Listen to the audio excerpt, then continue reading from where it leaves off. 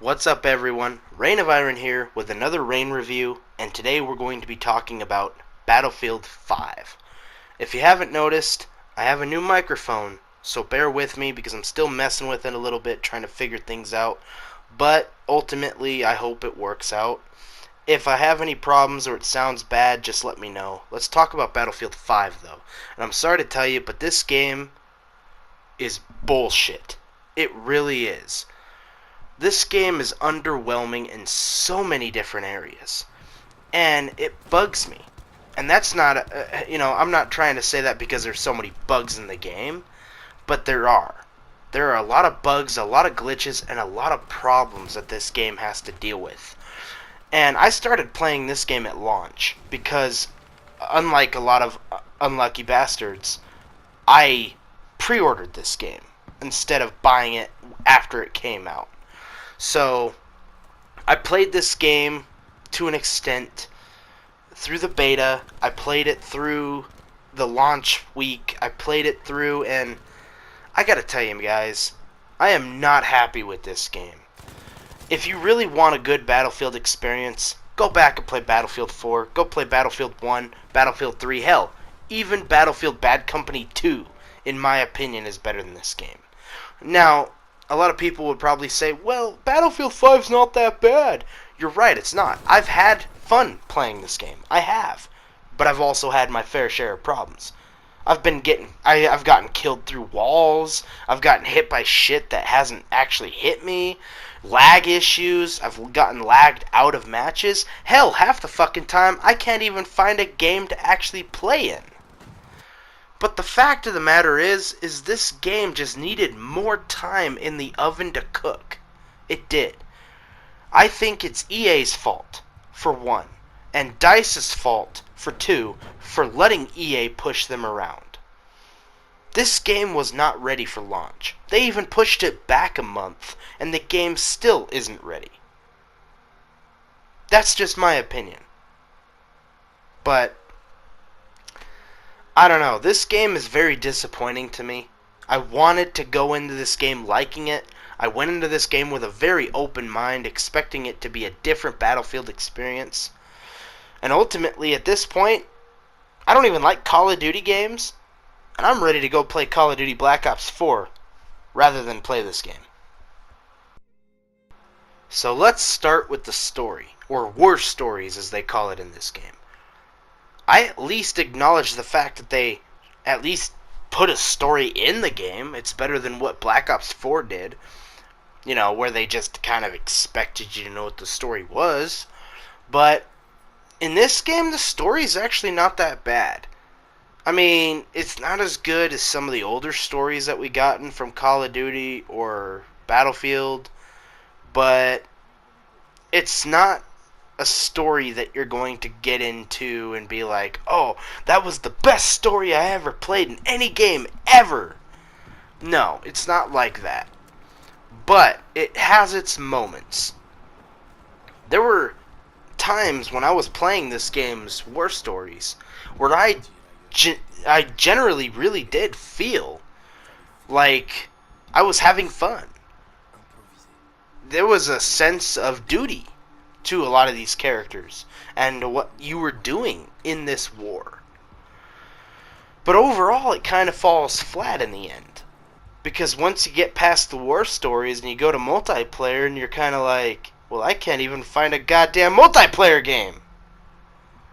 That's the biggest issue of this game. So, in my opinion, just throwing this out there, save the war stories for last. Because once you can't find matches and you want to still play Battlefield, play the war stories. Because the war stories are there for you to be able to play and experience. But if you go straight into multiplayer, you might find a match or two here or there, but it'll take you 4 or 5 minutes. And then half the time it'll put you in a match all by your fucking self. So then you're like, well, I still want to play Battlefield. Go to the war stories. Honestly, it's, in my opinion, the best part of the damn game. Literally. I'm not joking there. The war stories may be the best part of this game. they're not bad. They're not excellent. They're not like the best ever, but they're not bad. They'll keep you entertained, that's for damn sure. They kept me entertained for a long time. So, I'm just letting you know right now, multiplayer has some problems. They need to be fixed.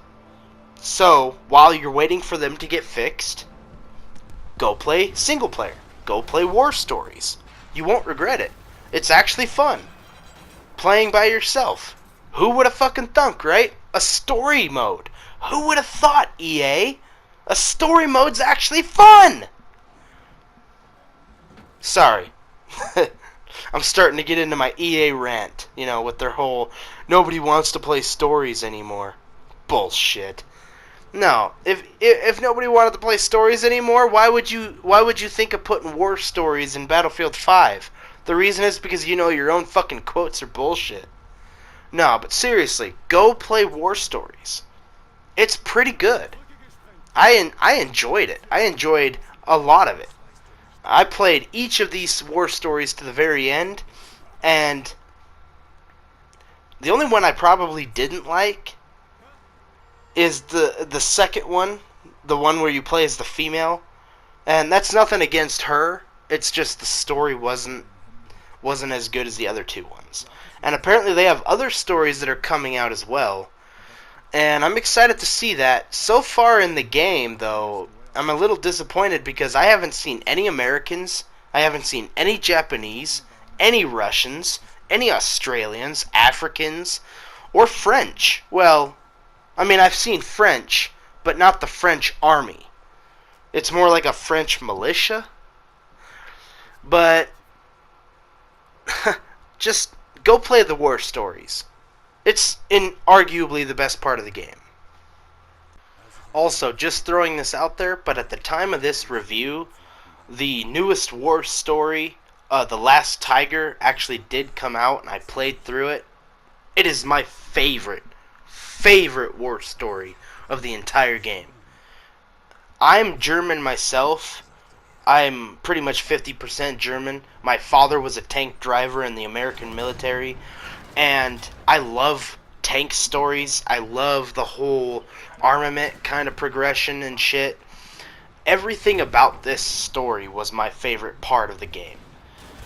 If you're gonna go play the war stories, I say leave The Last Tiger for last, because in my opinion it is the best war story to be told. Phenomenal. 10 out of 10 war story. So let's talk about the different game modes that are in this game.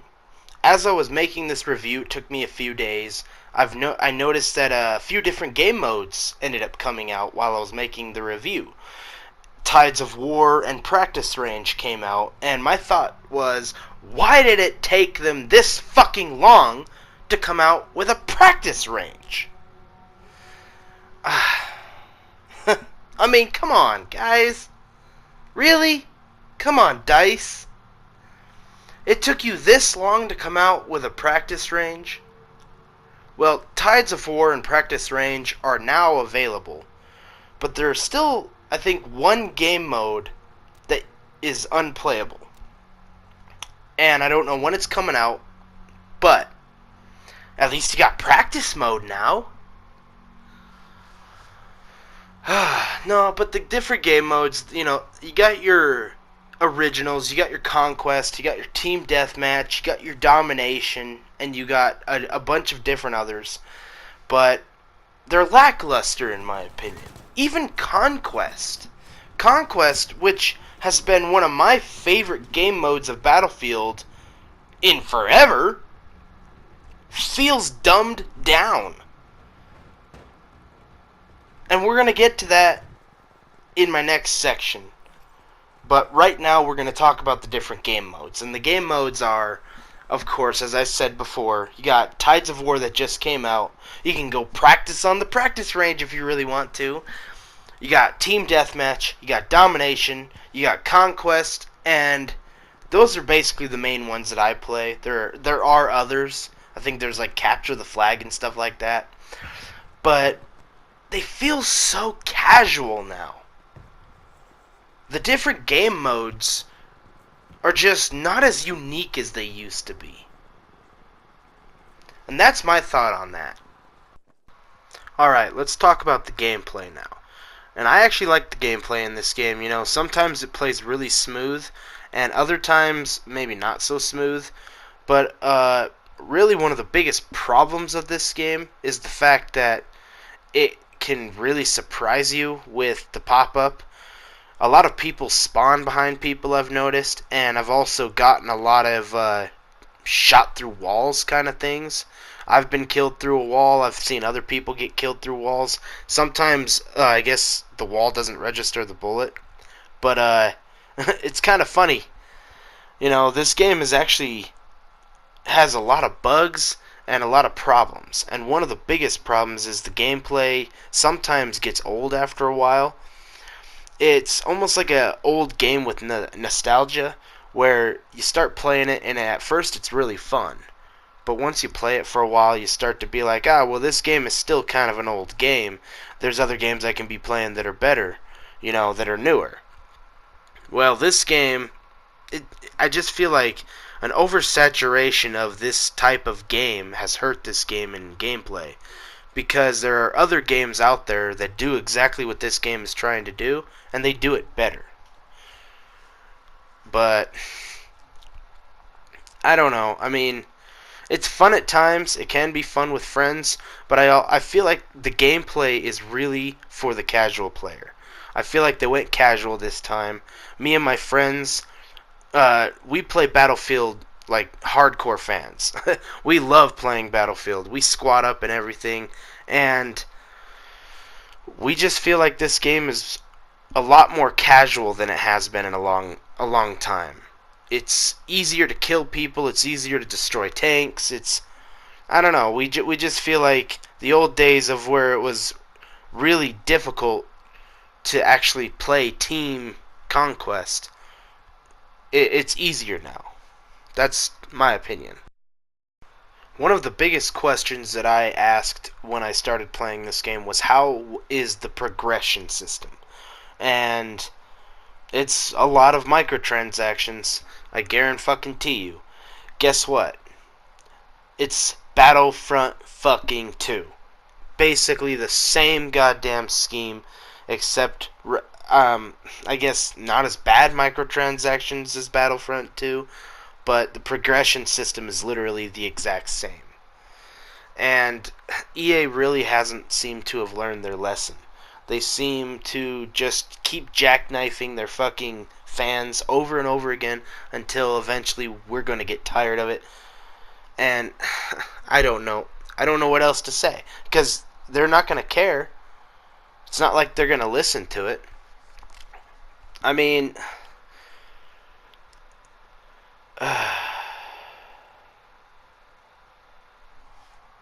it's almost, that's what it makes me. It makes me speechless. It really does. That EA is this fucking deaf to what people say about one of their worst games. And they still implemented the same type of system in one of their newer games. It says something about them as a company. The progression system in this game basically takes a currency that you earn in-game and that you can purchase in-game. And then you can customize your weapons, but some things can't even be customized yet. Like tanks and vehicles can't even be customized yet. Now, why is that? It's not out yet? That's ridiculous. That should be out already. The lack of content in this game is kind of astounding. There are a lot of guns in this game, and we'll get to that. But as far as maps go, I feel like there could have been a lot more maps. And considering the game modes, a lot of the game modes repeat the same maps over and over and over again. So you only end up usually playing the same 3 or 4 maps. There's maps that I haven't even played on. I don't remember their names, but I guarantee you there are maps I have not played. So, EA, my challenge to you was, can you do something about what I believe as you as in a company with this new Battlefield game. I don't think you did. You didn't learn your lesson. You obviously have no idea what the players want. You tried to do a story. I'll give you credit there, but I think that was more DICE's side than it was EA. Ultimately, when it comes to what this game should be rated overall, I think that this game deserves a 6 out of 10. That's what I believe. 6 out of 10, and wait for it to go on sale, which it is right now. Go buy it right now since it's on sale. But don't buy this game at full price. Not yet. Wait for some shit to come out for it. Reign of Iron out. Thanks for watching.